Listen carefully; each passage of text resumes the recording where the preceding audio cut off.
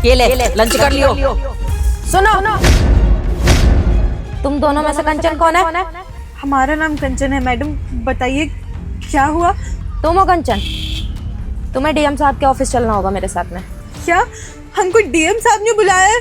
Ma'am साहब देखिए, हमने कुछ भी नहीं किया है, आपको कोई गलतफहमी हुई होगी। आप एक बार और पता करिए, एक बार और बात करिए उनसे, कहीं कोई दूसरी लड़की तो नहीं।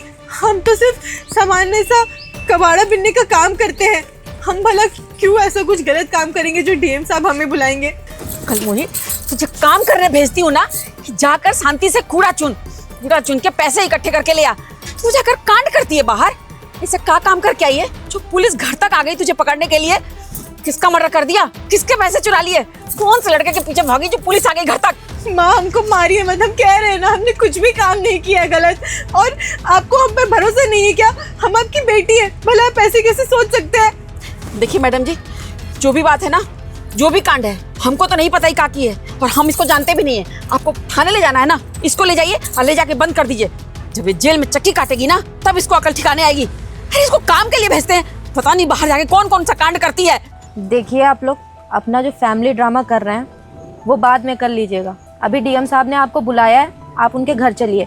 समझ में आई बात? मुझे सुनना पसंद नहीं है और वो टाइम के बहुत ज़्यादा पंचुअल है।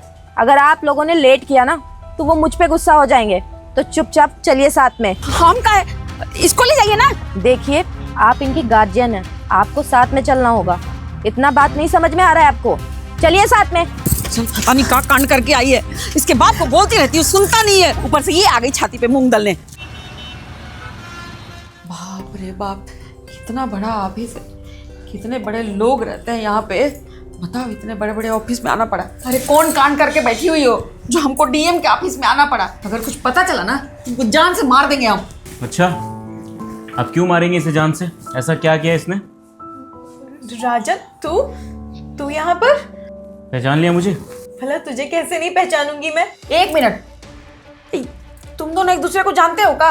हाँ, ये मेरा। हाँ, हम समझ गए। कुछ बताने का जरूरत नहीं है। ये वही लड़का है ना जिसके चक्कर में तू पागल है? घर से काम करके निकलती है, काम पे जा रही हूँ, पैसा लेके जाती है। इसी लौंडे के चक्कर में ना, इसी के पीछे सब पैसा उड़ा रही है। अरे हम तो सोचे थे कमाएगी, बाहर से पैसा लाएगी तो घर चलेगा, पर नहीं, इनको तो इसके पीछे पागल रहना है। अच्छा एक मिनट, वो जो तुझे स्कॉलरशिप मिला था वो भी पैसा तूने इसी लौंडे के पीछे फेंका है ना? है? बहुत बढ़िया बेटी, बहुत बढ़िया गुल खिला रही है तू। कुछ ही बोलते चले जाएंगे, मैं सुनता चला जाऊंगा। जुबान पर लगाम लगाना सीखो थोड़ा। डीएम ऑफिस में बैठे हो, थोड़ी तमीज से। और क्या जानते इसके बारे में? सौतेली माँ है ना आप? कभी ढंग से प्यार दिया इसे? नहीं दिया। बेचारी को पागलों की तरह काम करवाती हो, पैसे कमाती हो उसके थ्रू। बोलती चली जाएंगी। चुप रहिए और यहाँ पे सुनिए बस। कैसी है? मैं अच्छी हूँ, तू कैसा है? और ये बता, तू ये डीएम ऑफिस में क्या कर रहा है? तू जानता है डीएम को? अरे समझ गई, तू यहाँ काम करता होगा, है ना? डीएम साहब को मैं ही नहीं, तू भी अच्छे तरीके से जानती है। और जो यहाँ के नए डीएम बने ना, उसमें सबसे बड़ा योगदान तेरा है। तेरी वजह से बने वो। तो क्या कह रहा है राजा? मुझे कुछ समझ नहीं आ रहा है, ढंग से बता। लाजमी है तेरा ना समझना। तेरे को जान के बड़ी खुशी होगी कि यहाँ का डीएम मैं हूँ। क्या तू यहाँ का डीएम है? साहब ये हमारी बहुत प्यारी बेटी है, हम इसको बहुत प्यार से रखते हैं साहब। वो कहा है ना साहब, काम वाम करना चाहिए ना, इसलिए हम इसको काम पे भेजते हैं, पर ज्यादा नहीं खटाते इसको, सब काम घर का। जिस इंस्पेक्टर को भी भेजा था ना मैंने आपको लाने के लिए, उसी इंस्पेक्टर से डंडे पड़वाऊंगा मैं। समझती है पुलिस की मार कैसी होती है? कभी ढंग का माँ का प्यार दे नहीं पाई और मेरे सामने जब पता चल गया कि इसका भाई डीएम बन गया, रिश्ते नाते जोड़ रही हैं। ये बता रही है कि मैं बहुत प्यार करती हूँ, अपनी बेटी को अच्छे से रखती हूँ। अरे कौन सी बेटी है, कौन सी माँ? कभी माँ जैसा प्यार ही नहीं दिया है। जैसे ही इस जिले में आया था ना मैं, मुझे पता चला कि मेरी बहन यहीं रहती है और कैसे रहती है, शायद ये जानकर मुझे बड़ा दुख हुआ था। इसलिए आज जानबूझ के मैंने यहाँ पे बुलाया। और आज के बाद मेरी बहन के इर्द गिर्द में नहीं दिखना। सौतेली है ना, तो सौतेली बन के रहो। निकलो यहाँ से, गेट आउट।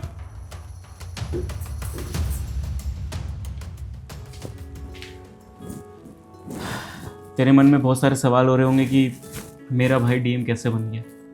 पता है कैसे? क्योंकि उस दिन तूने मेरी हेल्प की थी। क्या हुआ भाई, क्या सोचे जा रहा है तू इतनी देर से? कुछ बोल ही नहीं रहा है, जब से आया गुमसुम बैठा है। क्या बोलूँ मैं, समझ ही नहीं आ रहा कि क्या मन में चल रहा है, क्या करूँ क्या नहीं। क्या हुआ, बताएगा कुछ? कभी कभी ऐसा लगता है ना, ये गरीब होना पाप है। हम सपने तो देख लेते हैं अपने औकात के ऊपर, लेकिन उसको पूरा नहीं कर पाते। अब तुझे पता है मैं यूपीएससी की 3 साल से तैयारी कर रहा हूँ। मैं उसमें मेंस और जो पहला परीक्षा होता है सारी चीज़ें क्लियर कर लेता हूँ, लेकिन जब बात इंटरव्यू पे आती है ना, वहीं पर रुक जाता हूँ मैं। बता, अब इंटरव्यू में क्या होता है कि महंगे कपड़े पहन के जाना होता है, सूट वूट पहन के कैसे बैठते हैं ये दिखाना होता है, कैसे खाते हैं पीते हैं, कैसे रहते हैं, एसी में कैसे बात करते हैं।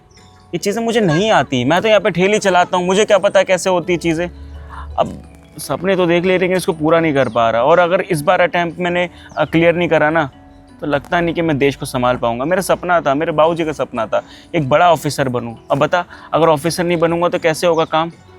ऊपर से मैंने पूछा था एक जगह कि ऐसे बैठने बैठने की क्लासेस होती हैं, सिखाते हैं वहाँ पर, और वो शहर में 25,000 रुपये उसका कोचिंग फीस है। बता, कब 25,000 मैं वहाँ दे दूँगा, 1-2 महीने रहूँगा तो मैं खाने पीने का खर्चा, रहने का खर्चा होगा ना, टोटल 50-55 हज़ार का खर्चा। अब कहाँ से लाऊँ भैया, इतना तो है ही नहीं मेरे पास।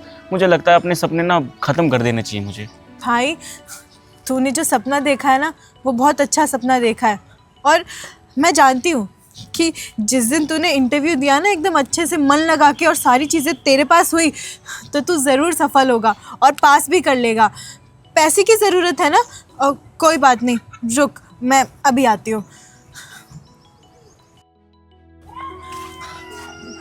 भाई, ये 60,000 रुपये है, तू इसको रख ले और अपने इंटरव्यू में ध्यान दे। अच्छे से कोचिंग करना, पढ़ाई करना मन लगा कर, और बढ़िया कपड़े खरीदना। वहाँ पर जाकर दिखना चाहिए कि मेरा भाई एकदम राजा बाबू है और वो अच्छे से पढ़ता है। तो पागल है, पैसे कहाँ से लाई है? हैं, कहाँ से है तेरे पास इतने सारे पैसे? मैंने ना 12वीं कक्षा बहुत अच्छे नंबरों से पास करी थी, तो मुझे इनाम दिया था मेरे स्कूल ने। और जो ये बाकी के 10,000 रुपये, ये कबाड़ा बिनते बिनते मैं थोड़ा इकट्ठा कर लेती हूँ, और अगर रिश्तेदार कोई घर में आते हैं तो वो मुझे देकर जाते हैं। तो बस मैंने ये सब उसी तरह जोड़ दिए। नहीं, तेरे पैसे हैं ये, अपनी बहन के पैसे लेके मैं आगे बढ़ूंगा। मैं चाहूँगा ऐसा, मैं बिल्कुल नहीं रखूँगा ये पैसे। भाई, ये पैसे खाने की बात थोड़ी है। मैं तेरी बहन हूँ, और मैं तेरी मदद नहीं करूँगी तो कौन मदद करेगा? और देख, तुझे लग रहा है कि अगर मैं तुझ पे एहसान कर रही हूँ, तो एक काम कर, तू अभी इनको रख ले, और जैसे तू ऑफिसर बन जाएगा उसके बाद मुझे स्कूटी दिला देना इन पैसों की, ठीक है? क्योंकि मैंने ये पैसे स्कूटी के लिए जोड़े थे। अगर मैं स्कूटी खरीदती तो मेरा और मेरे पापा का थोड़ा काम आसान हो जाता। अभी ज़रूरत नहीं है स्कूटी की, अभी तेरा पास होना ज़रूरी है, तो तू रख ले इन्हें। Thank you.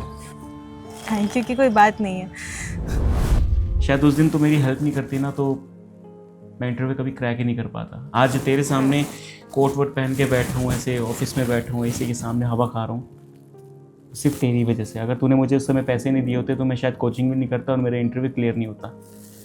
मैं तुझे सिर्फ और सिर्फ थैंक यू सो मच बोलना चाहता हूँ। थैंक यू सो मच बहन।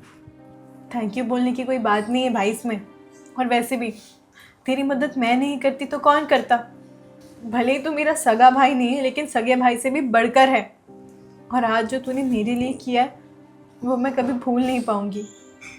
ये मेरी सौतेली माँ मुझे बहुत परेशान करती थी। बाऊजी ने तो इनसे शादी कर ली। बाऊजी को लगा कि ये मुझे प्यार करेंगी, अच्छे से रखेंगी, अपनी बेटी मानेंगी, लेकिन इन्होंने कभी ऐसा नहीं किया मेरे साथ। शायद अब ये दोबारा मेरे साथ ऐसा कुछ भी ना करे। उनके साथ तो पहले रहती थी, लेकिन अब उनके साथ नहीं रहेगी। तेरे भाई का खुद का घर है, वहाँ पर तू अच्छे से रहेगी और मेरा ध्यान रखेगी जैसे पहले रखती थी। और तुझे कबाड़े की ये सब काम करने की ज़रूरत नहीं है।